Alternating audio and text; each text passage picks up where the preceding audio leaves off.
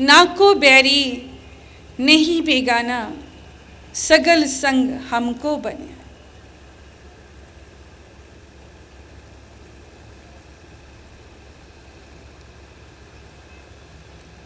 कि हमें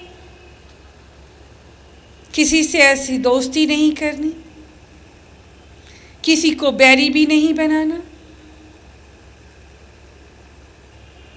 हम उस परमात्मा से, उस गुरु से अगर प्रेम करते हैं तो हमारे मन में प्रेम है। हम मर्यादित आचरण हर एक से करेंगे। हथ कारवल ते दिल यारवल। हमारा दिल हर पल हर घड़ी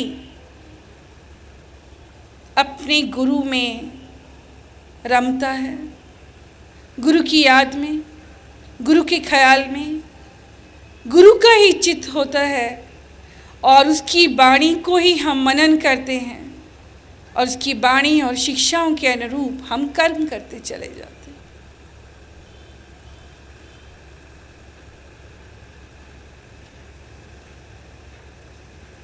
हमारे चित्त में सांसारिक विचारधाराएं नहीं आनी चाहिए।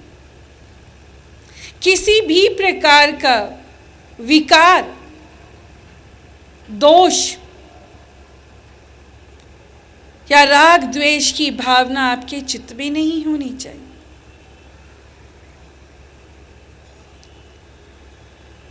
इतना स्वधर्म का ज्ञान आपको होना ही चाहिए।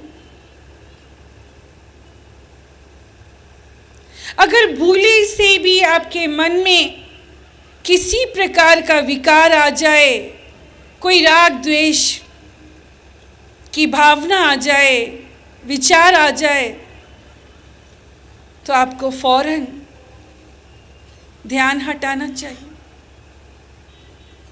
उसी पल गुरु को याद करना चाहिए, ध्यान में बैठकर सिमरन करना चाहिए, मन में सिमरन शुरू हो जाना चाहिए।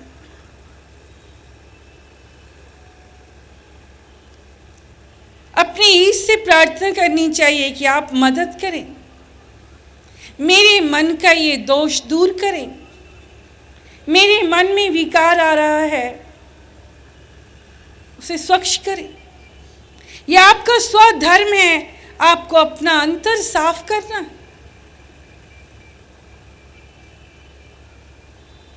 आपका स्वधर्म ईश्वर की याद से जुड़े रहना है, गुरु की याद से कभी अलग नहीं होना। दसवें गुरु गुरु गोबिंद सिंह जी, जिन्हें अपने गुरसिखों को 5 चीजें धारण करने के लिए कहा: केश, कंगा, कड़ा, कशहरा और कृपाण।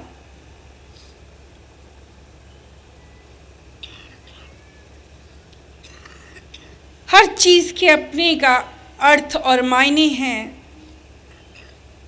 पर हम जिससे प्रभावित हुए वो है कंगा।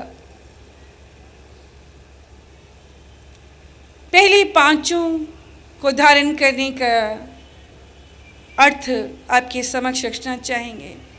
केश एक पहचान थी और उस समय की जरूरत थी, मांग थी।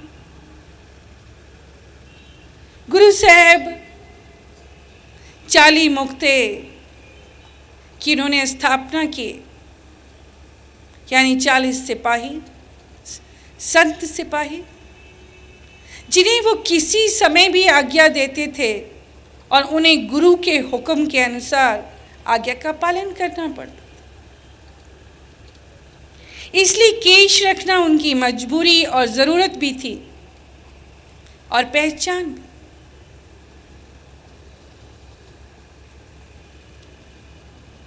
कशहरा,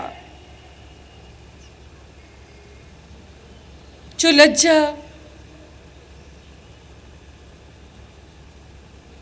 और इज्जत कि एक उपमा है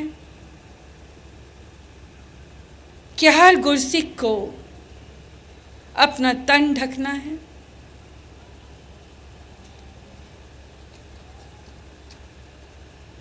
उसके बाद कड़ा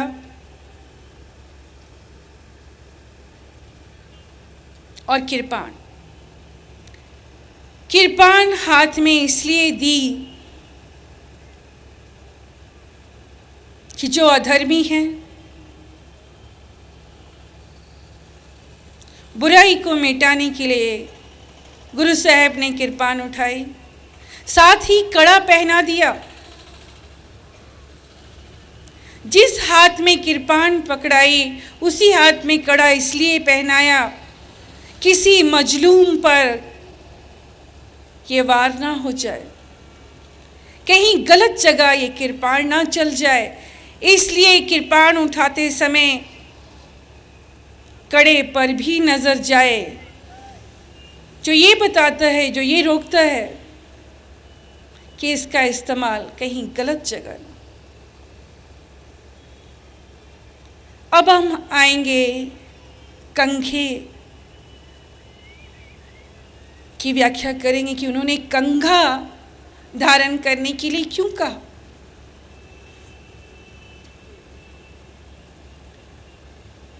कंघा इसलिए धारण करने के लिए कहा, बच्चों जिस प्रकार बाल उलझ जाते हैं, हम कंघे से बाल की उलझने और लटों को संवारते हैं, सीधा करते हैं। गुरु साहब ने आदेश किया कि जिस प्रकार बालों में गुत्थियां या बाल उलझने नहीं चाहिए, इसलिए हम रोज कंघा करते हैं। हमारे हर गुरसिक को ये याद रहे। ठीक ऐसे ही आप सबको बाणी रूपी कंघा रोज करना चाहिए, रोज बाणी सुननी चाहिए। बाणी वो कंघा है जो आपके मन में अनेकों गुत्थियां जो उलझ जाती हैं, अनेकों विकार जो आपके मन में आ जाते हैं, कई प्रकार के राग द्वेष आपके अंदर हर दिन हर पल पनपते हैं, आपके मन के दोष के कारण। यह आपके मन का दोष है जो हर पल आपके मन में विकार उत्पन्न होने लग जाते, उसे सुलझाना है। जिस तरह हम कंघा फेरते हैं, ठीक ऐसे ही हमें बाणी रोज सुननी चाहिए ताकि हम अपने मन को सुलझा सकें, मन को शुद्ध साफ सुथरा कर सकें और मन के विकारों को, राग द्वेष को हम दूर कर सकें। कई बार लोग आते हैं, हमारा चित्त नहीं लगता, हमारा ध्यान नहीं लगता, जबकि आपका स्वधर्म है कि आप प्रतिदिन गुरु की याद से ही अपने दिन की शुरुआत करें, उसके ध्यान में बैठें, अपना चित्त लगाएं और समाधि में लीन हो जाएं। ये आपका धर्म है, स्वधर्म, इसका बोध आपको होना ही चाहिए।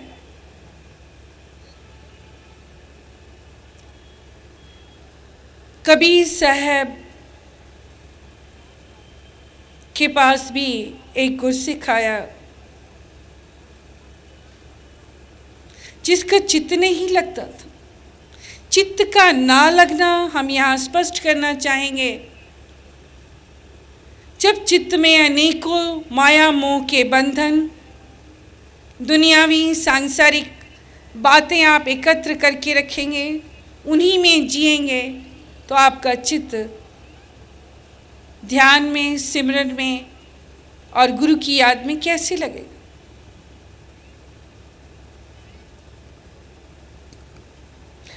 अपना चित्त संसार से हटाना है।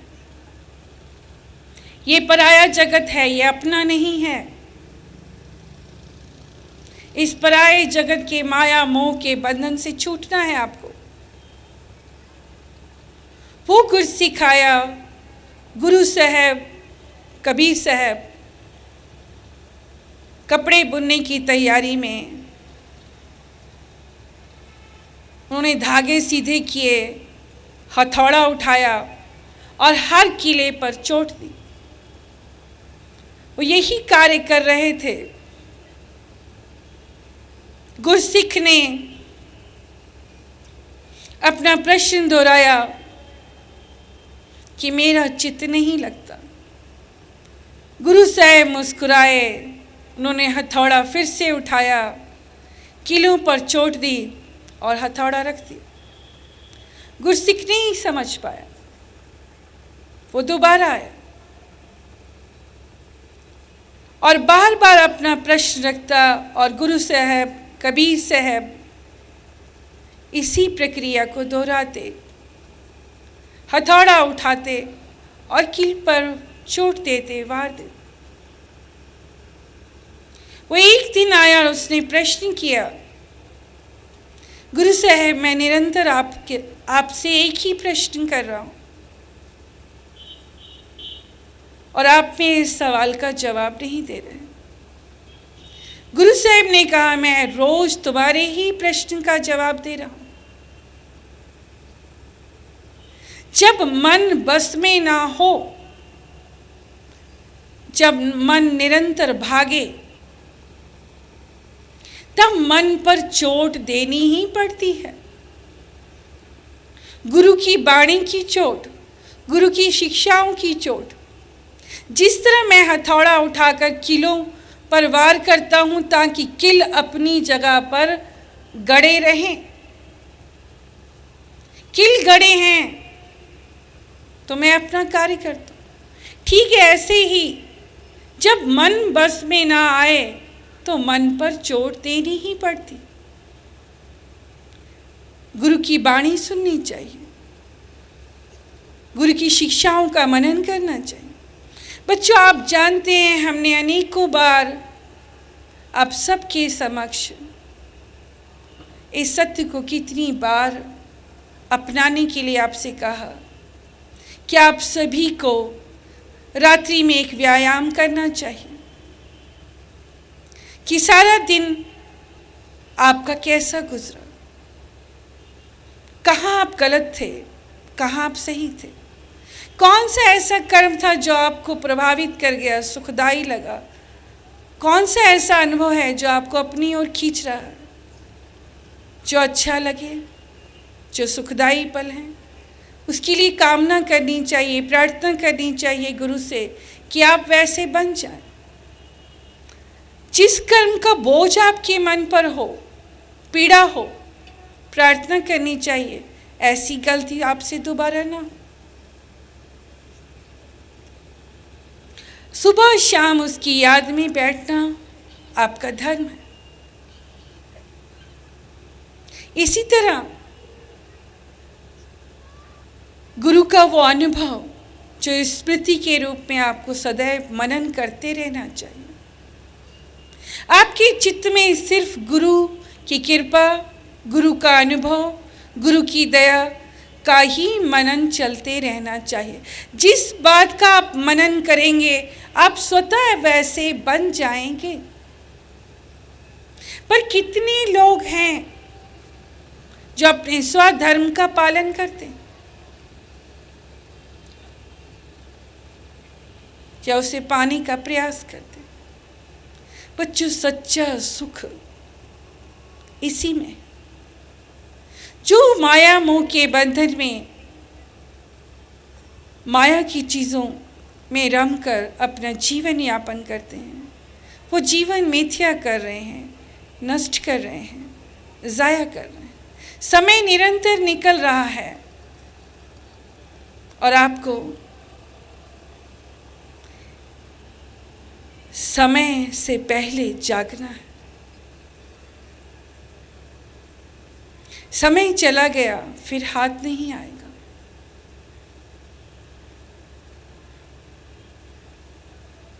अपने धर्म का पालन करना, अपने अंतर मन को शुद्ध करना, स्वच्छ करना, उन दिव्य गुणों से सजाना जिसे पाने के लिए, जिसे सजाने के लिए ही आपको ये जीवन मिला है। बच्चों, अभी आपके समक्ष हमने स्वधर्म का ज्ञान होना अति आवश्यक है। जब तक आपको स्वधर्म का ज्ञान नहीं होगा तब तक आप सच्चा कर्म नहीं कर सकते। जब आपको स्वधर्म का ज्ञान होता है, अब व्यवहार रूप में धर्म को धारण करने लग जाते हैं। जितना आप धर्म को धारण करते हैं, गुरु की कृपा से आपको उतनी ही समझ आती है, आप प्रैक्टिकल होते हैं और कर्म करने के काबिल बनते हैं। गीता में भी कहा है, बिना कर्म योग के आप ईश्वर को नहीं पा सकते। ये कर्म योग क्या है? जब तक आपको ज्ञान का बोध नहीं होता, आप कर्म, सच्चा कर्म नहीं कर सकते। ये सच्चा कर्म क्या है और कैसे करना चाहिए? बच्चों, सच्चा कर्म करने के लिए आपका मन सच्चा होना बहुत ज़रूरी है। अंतर मन में शुद्धता होने, उसका स्वच्छ होना अति आवश्यक। वो कोई भी कर्म तब तक परवान नहीं चढ़ता अगर हमारे मन में, हम कर्म तो कर रहे हैं पर हमारे मन कर्म में नहीं है, हम विवश होकर कर रहे हैं। हमारे मन में ईर्ष्या है, हमारे मन में द्वेष है, हमारे मन में अनेकों प्रकार की शंकाएं हैं, हमारे मन में अनेकों प्रकार का दोष है। ऐसा कर्म करना सिर्फ एक नाटक है, हम कर्म करने का एक ढोंग कर। सच्चा मन एक समर्पण है। स्वच्छता और शुद्धता ही आपको गुरु के करीब ले जाती है, ईश्वर के करीब ले जाती है। कर्म करते समय आपके मन में श्रद्धा, आस्था और सच्चे भाव होना जरूरी है। बिना श्रद्धा के, बिना आस्था के वो पूजा परवान ही नहीं चढ़ती। श्रद्धा और आस्था वो जज्बा है,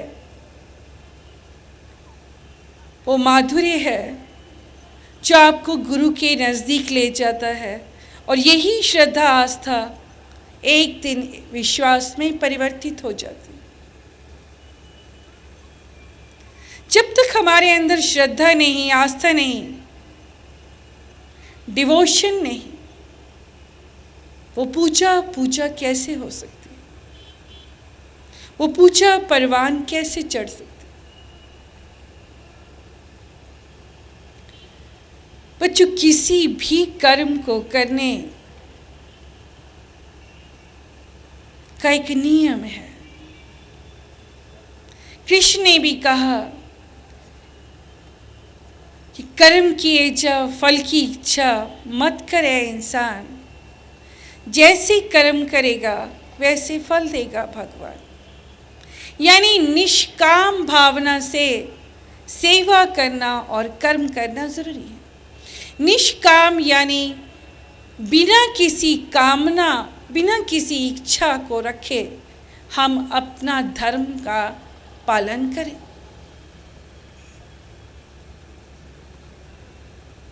हमें सेवा मिली, गुरु ने कोई सेवा सौंपी, हम बिना कामना किए खुशी खुशी अपने भाव से, श्रद्धा से, आस्था से हम वो सेवा कर रहे हैं।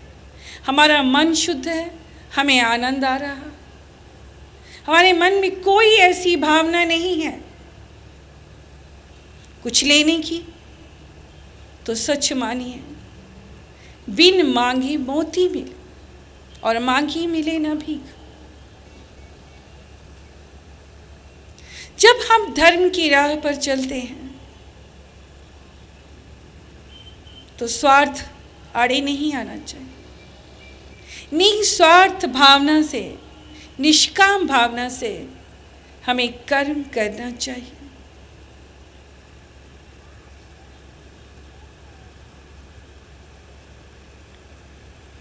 बच्चों, कर्म करते समय एक और बात का भी ध्यान रखना चाहिए कि हम गुरु की आज्ञा का पालन करें। गुरु ने हमें जो निर्देश दिया है, जो शिक्षाएं दी हैं, उन शिक्षाओं के अनुरूप ही हम कदम बढ़ाएं, उससे बाहर ना जाए। हमारा आचरण मर्यादित होना चाहिए। गुरु ने जो रेखाएं खींच दी धर्म की, हमें उतना ही पालन करना है।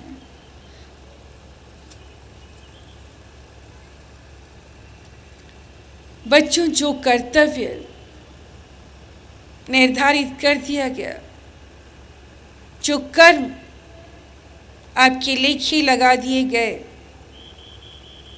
जो सेवा आपको जितनी सौंपी गई, आप उसकी मर्यादा का उल्लंघन ना करें।